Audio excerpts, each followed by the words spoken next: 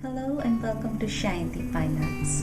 Today we are back again with an acrylic painting. This particular video and painting serves two purposes. I am going to teach you how to draw a peacock, or rather paint a peacock with acrylics. And this is also my way of celebrating Indian Independence Day, the 15th of August. That is why I have chosen the background to be the tricolor, which symbolizes the flag of India. And I will tell you more in depth about all that symbolizes, all the symbolisms that I've used in this painting later in the video, later as the video goes on. However, let's discuss one thing before we start off with the video. This particular drawing of the painting, although I'm saying how to draw a peacock, this isn't the perfect realistic peacock painting. The reason being that I have drawn or painted this on a 16 by 20 canvas, and this is a canvas that is not large enough or big enough to do a very detailed painting. And that is one thing about realism, that you have to be pretty detailed, and the fine details are key to realism. So when I went on to the feather areas or even the face areas, there are parts where I wanted to be more detailed and more realistic, but doing it in this painting will not work as much because of the amount of space I have.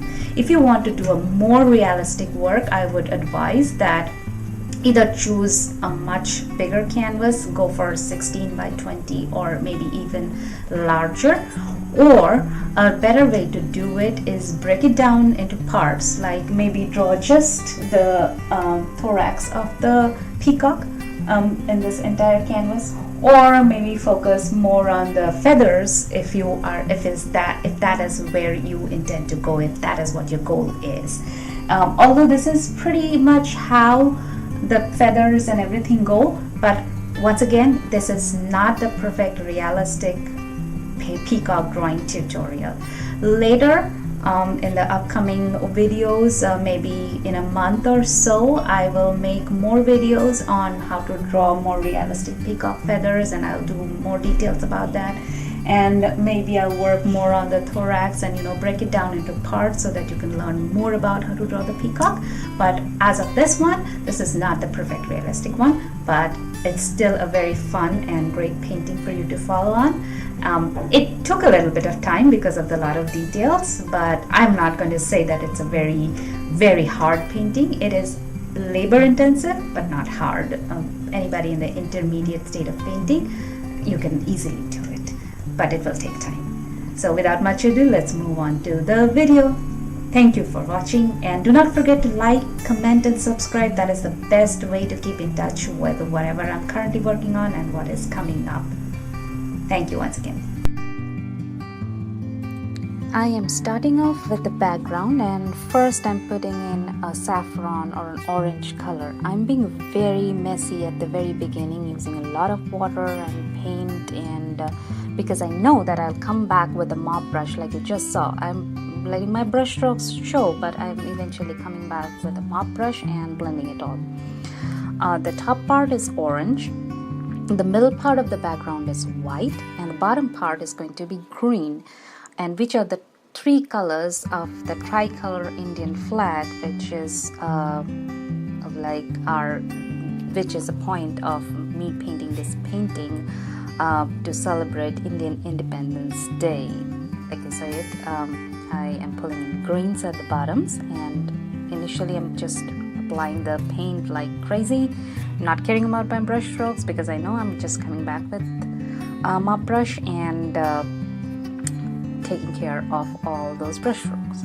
Now I like my wildlife to be in a wildlife setting, so I'm just adding some tree trunks and just adding some shading on it, and I'm going a little bit darker than I want the eventual painting to be, and that is because I know that I was going to come back and cover it up with foliage. Like you can see, I'm adding some reddish orangish colored foliage, and most of the branches will be covered eventually. Now I'm starting off with my subject, the peacock, which is again the Indian national bird, and that is why I chose it for this particular painting to celebrate in Indian Independence Day. The colors that I'm using for the peacock's body is phthalo blue, phthalo green, little bit of yellow, white and black. So I'm mixing up these colors. Right now you can see that I'm using a pretty dark combination of mostly phthalo blue and a little bit of black to make the dark areas really dark. This will come in several layers. I have to let the first layer dry, then add some layers, let those layers dry, then add some more layers, and then add some highlights. Like you can see here, I'm adding yellow and white combination. Now I'm coming back with phthalo green, white, and like adjusting the lights and darks and getting my values correct. That is the first part of the painting, and it takes several layers to perfect it. And if you do not get it in the beginning layers, no worries, just keep painting over it, let it dry, paint over it till you think that you have reached the right level of texture. And also the body of the peacock has a lot of texture, so I kind of wanted to hint that out as well. So I am not using the mop brush a lot, I'm using it sparingly so that the feathers show. The only thing you need to kind of be careful about that the brush strokes are in the direction of the fur. Now my body or the thorax of the peacock is done, and like I said, I am covering most of the tree trunks with some foliage. And for the foliage I went with the red, and then I add like dark red, and then I added a little bit yellow orange shade on top of it. Now I'm adding a wheel underneath the peacock, and I'm kind of giving the impression the peacock is sitting on the wheel. This wheel is representative of the dharma-chakra, which is the wheel of law in the center of the Indian flag. So I'm still kind of trying to get all the different symbolisms from the Indian flag and things that convey the national spirit. And like I said, I like my wildlife to be in like a natural background, so I'm adding in some leaves.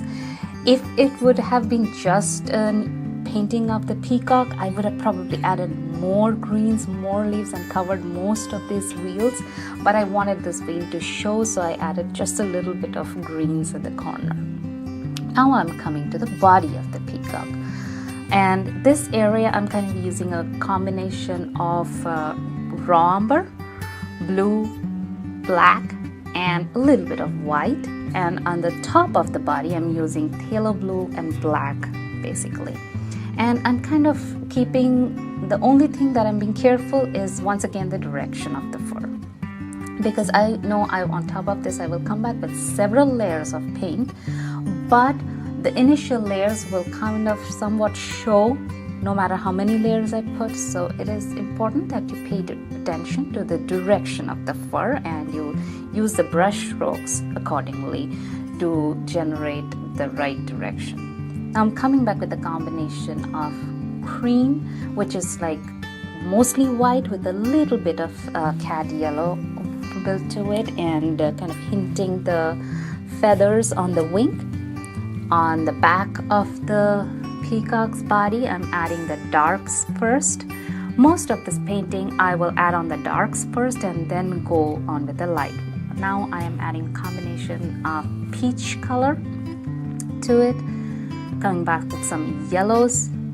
The peach is a combination of cad red, white, and crimson, and the yellows is a combination of cad yellow and white.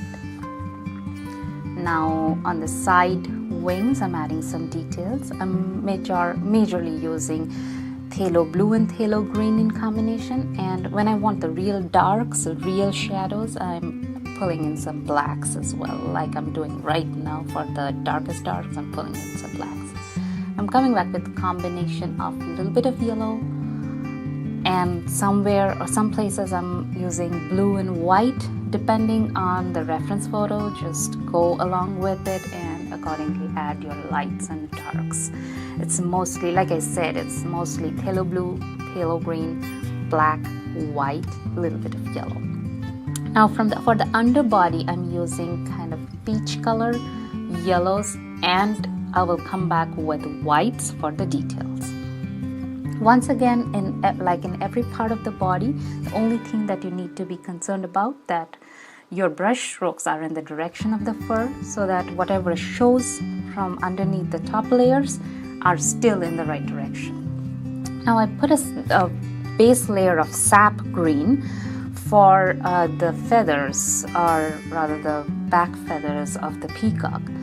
But then I realized that I had been very light on them, so I had to go around the white parts which I designated for the actual feather inner circles, which is not recommended. Please go with a darker color first and then come back with white on top of it and circle out or create these ovals in the peacock's feathers. On top of the whites, I'm first putting cream or peach color. Then I'm coming back with a combination of phthalo blue and white. Now I'm adding phthalo blue around the phthalo blue and white combination, so kind of adding borders like that. And then purple, then a little bit of orangey red.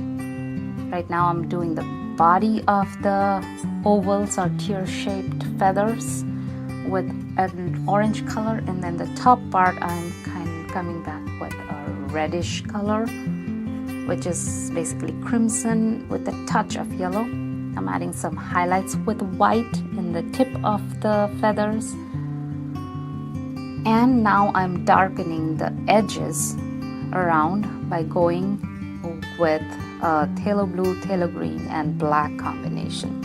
Now at this point I can be a little bit messy because some of the feathers will overlap and some of the feathers will get some of the center parts of the feather will get covered with the overlapping feathers.